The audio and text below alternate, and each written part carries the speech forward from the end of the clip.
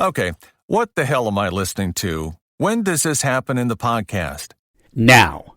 Whatever you are listening to now is happening now. What happened to then? We just passed it. When? Just now. We're in Thrive Loud now. Well, go back to then. We can't. Why not? We missed it. When? Just now. When will then be now? Soon.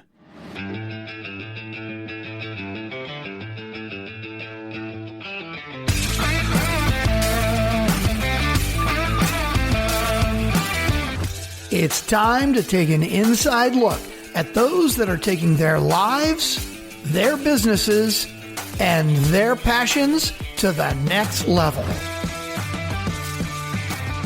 Get ready to thrive loud with Lou Diamond. Welcome, everyone, to another episode of Thrive Loud with Lou Diamond, connecting you to the most inspiring and amazing people that are thriving each and every day. I'm your host, Lou Diamond. Today on Thrive Loud, we have a seasoned media expert with over 2,600 interviews from articles in Authority Magazine, BuzzFeed, her Inc. magazine column, her top-rated videocast and podcast, The Binge Factor, and Feed Your Brand. Her unique gift to podcasting, marketing, and the branding world is being able to identify the unique bingeable factor thing that makes people come back again and again. Thrive Loud listeners, I am excited to have her on this side of the microphone, Tracy Hazzard. Tracy, how are you today? It's fun to be interviewed by you, Lou. I enjoyed our interview, the swap of that.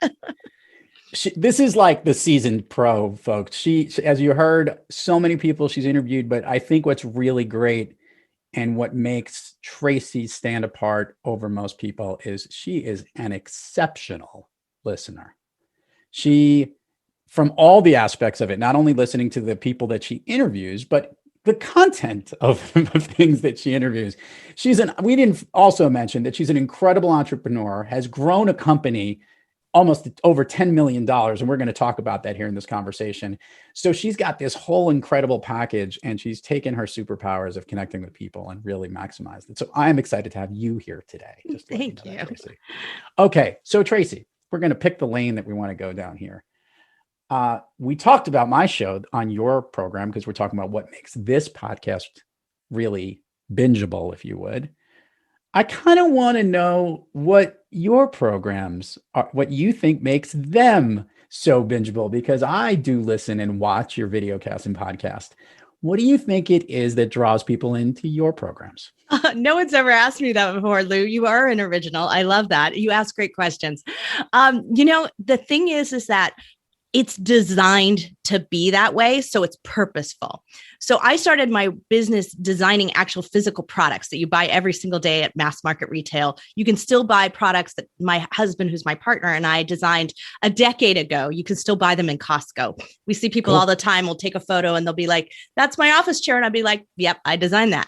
And so we are accustomed to designing something that is exactly what you really want. And when it's something you really want, something you desire, you can't help but ask for more and come back for more because you can rely on the fact that we delivered the first time, we're going to deliver again and again.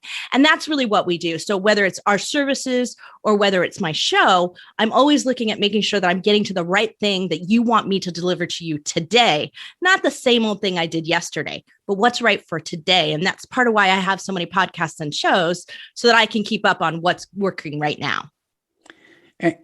I've been doing some research around this, and you do it all the time, and you do it specifically with the binge factor. What makes something bingeable? Do you think there's one common thread through your experiences, even on your programs that you run or the ones that you've featured on the binge factor?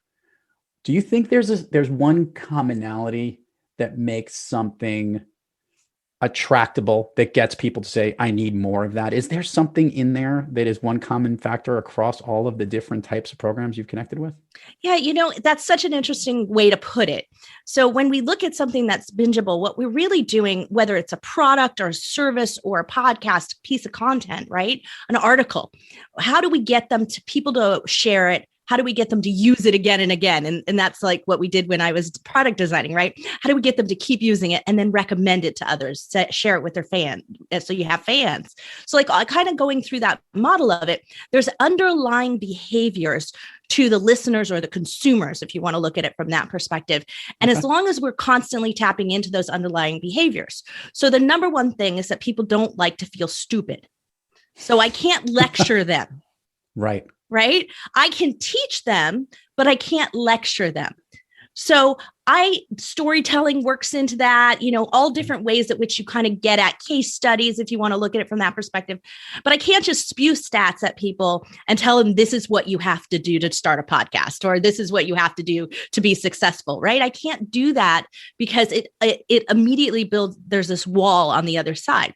The second thing is that, and the most important thing really, and we try to do that in everything that we do, is that we have a care for who our audience is. So we care more about our audience being successful than we care about what we sell. And that's kind of hard place to come from. But if I show you tremendous care in your success and in your ability to be a podcaster, regardless of whether or not you're on my platform or work with me or not, and I'm invested in that, in delivering you that, then at the end of the day, we get people all the time who say, I really just don't want to come and work with you. I'm not ready yet. I don't have the money, but I have this friend. So it invites this sharing going on. So when we care first, that is a better way to go about doing everything. And so that's where I go. The show is not really about me. It's not the Tracy Hazzard show. It's not the Lou Diamond show, right? It's Thrive Loud, right? So we are caring about how you do that. And if we put that into everything that we do, every product we design, every service we give, and every piece of content we create, then it comes through to the audience that we care deeply about them. And that they reward. So this is great, actually. And I'm so glad you shared this from the beginning to where we are now. Your focus on the customer or the listener, whoever is the buyer or the user of this content, right? Whether you're someone that is looking to purchase this, and not only will they use it, they need to like it. They want to wash, rinse, and repeat, do it again. And that's going to be whether they want to listen to it again, whether they want to buy it again, or whether they want to tell someone about it. Yeah, absolutely. Right? So you've narrowed into something so important. It's all about what that thing that's going to be liked is, right? I like listening to that show. I like this product that I designed. I like the service that I'm being given at the end of the day.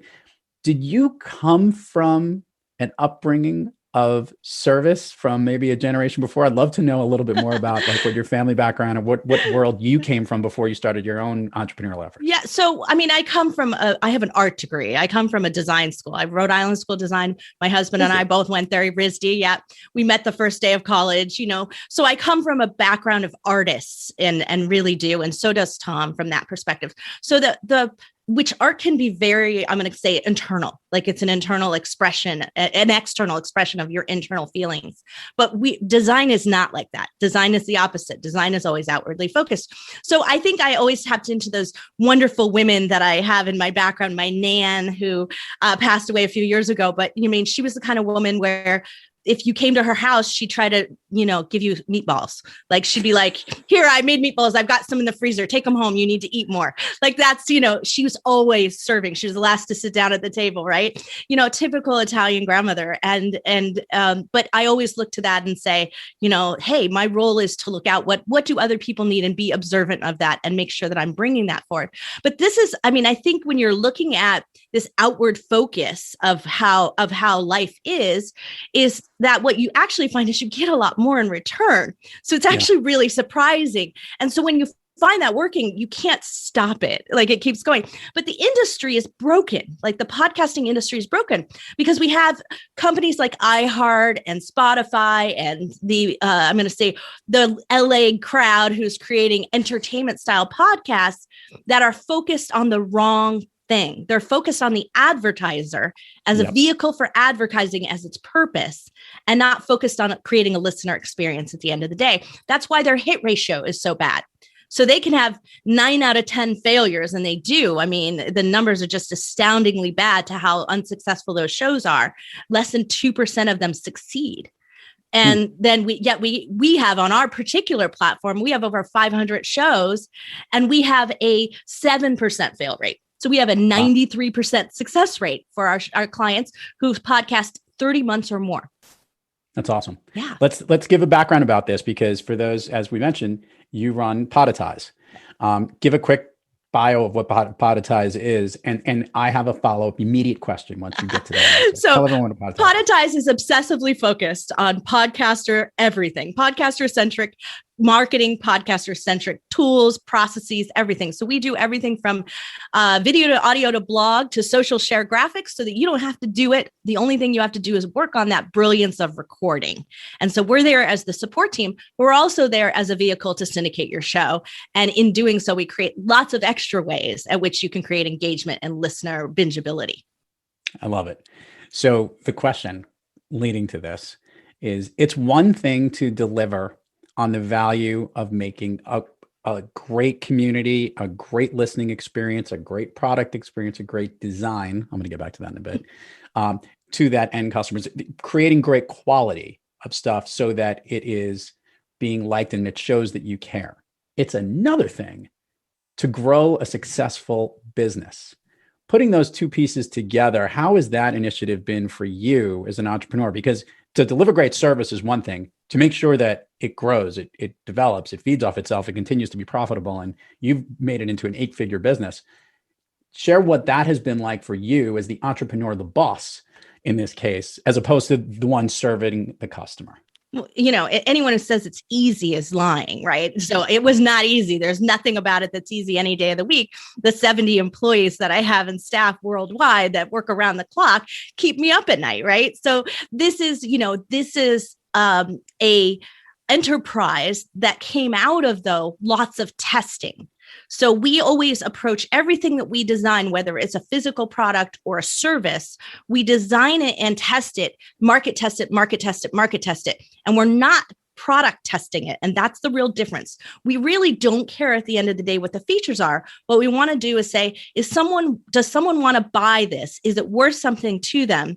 And if so, what are those features that then keep it in that realm of buyability? If at any moment we design something into it that's extra, and they don't want it, then that's a waste. So we want to make sure that we're not minimum viable product, because I hate that term, but we're going for maximum valuable product.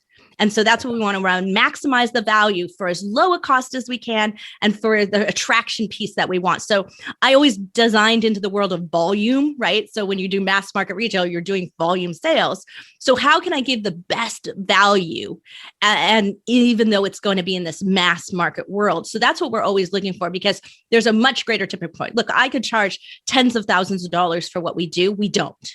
And we choose not to, because we want to provide it so that it helps the most people that it can and gets the most wonderful podcasts out in the world. So I love that you mentioned the whole aspect of design and the importance of this, by the way. The way you just walked through the process sound like you were testing and running through the different designs and what they could look like or what they can be. This brings me way back to an early guest on the show, Fanny Cravoy, who ironically designed the look and feel for Thrive Loud, which we still use today. And Fanny said, the world is a better place with great design.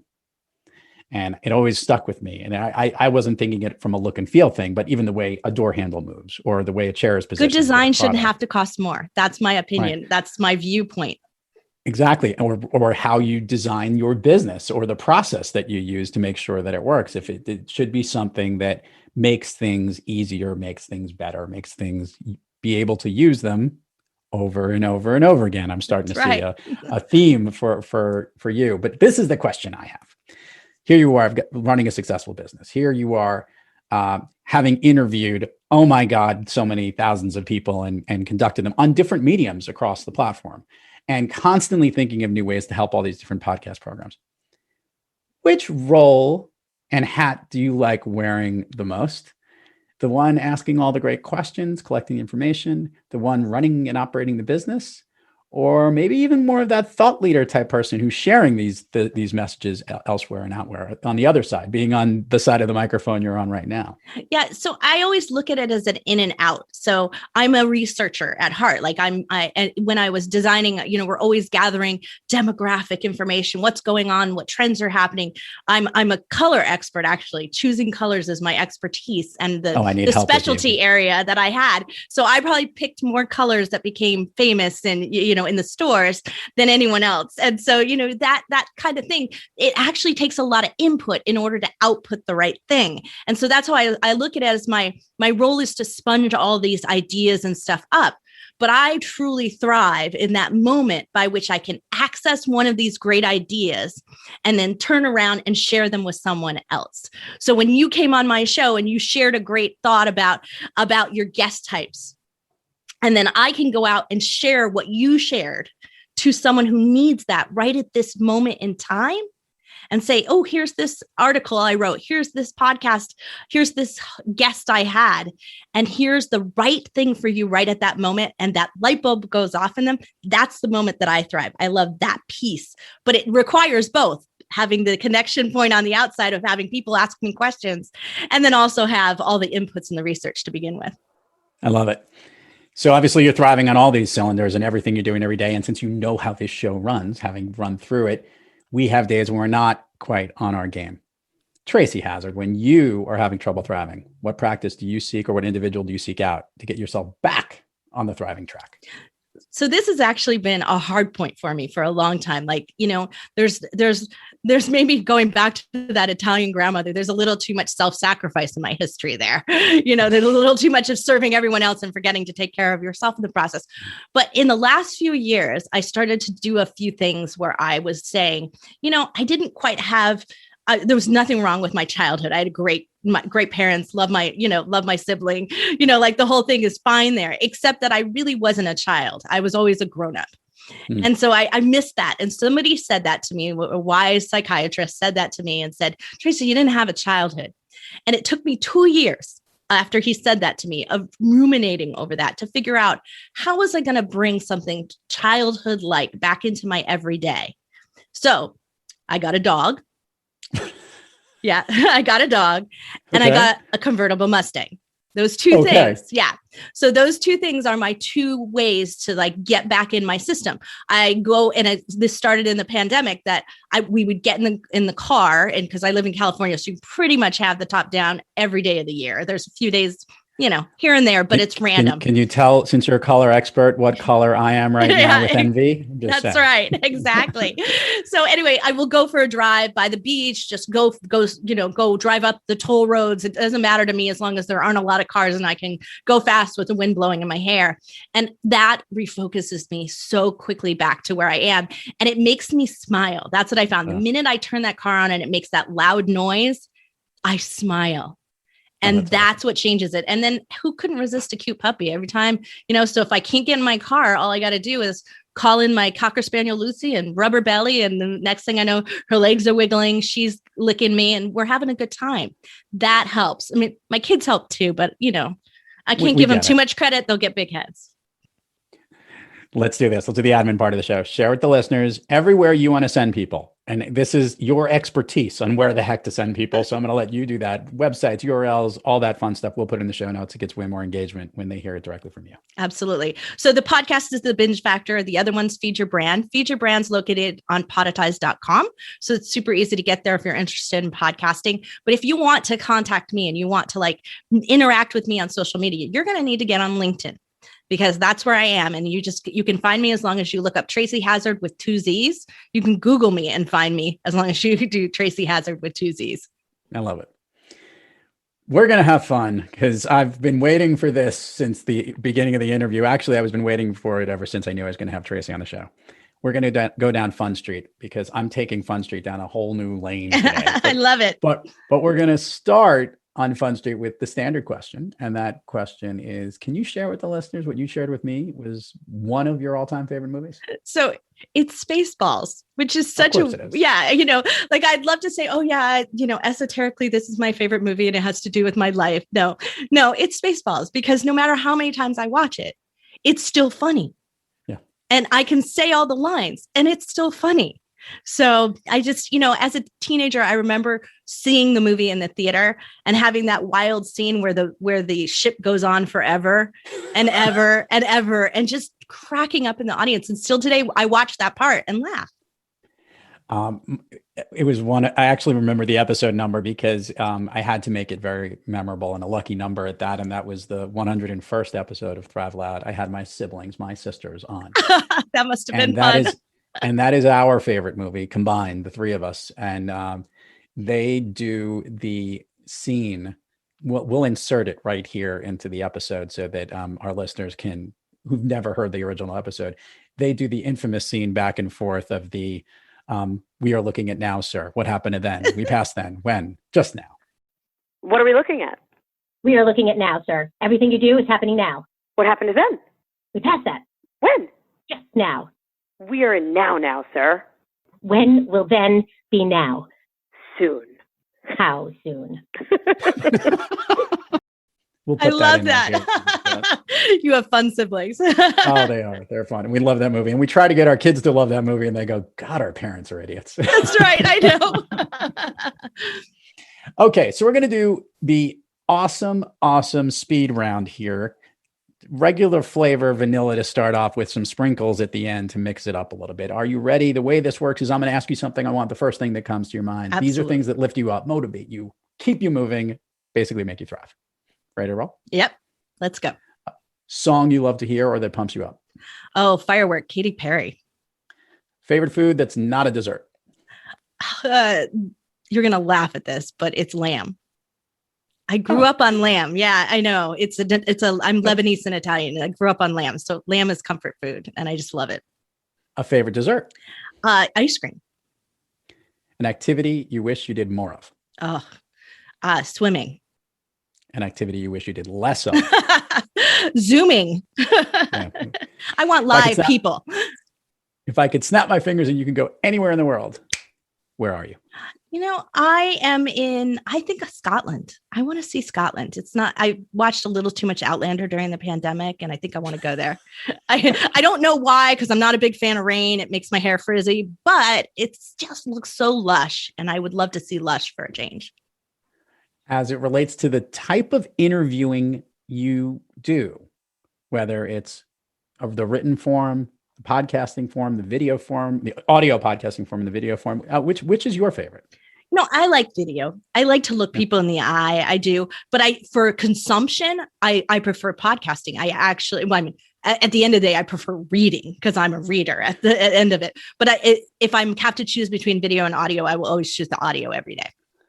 So now comes the design question for Fun Street that I wanted to hear. And that is, there are things that you come in contact with every day.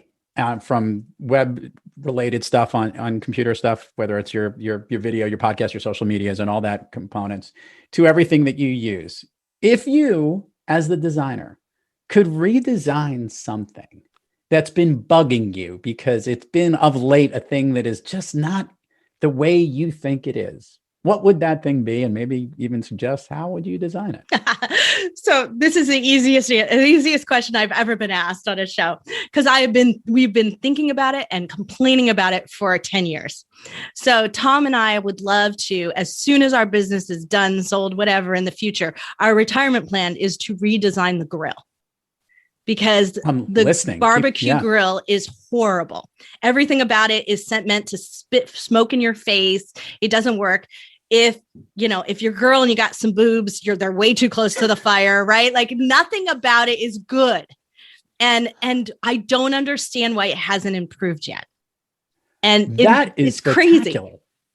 And that is so true. One, I look forward to your retirement and seeing what you come up with in that event. Yeah, it could be a while away. Yeah.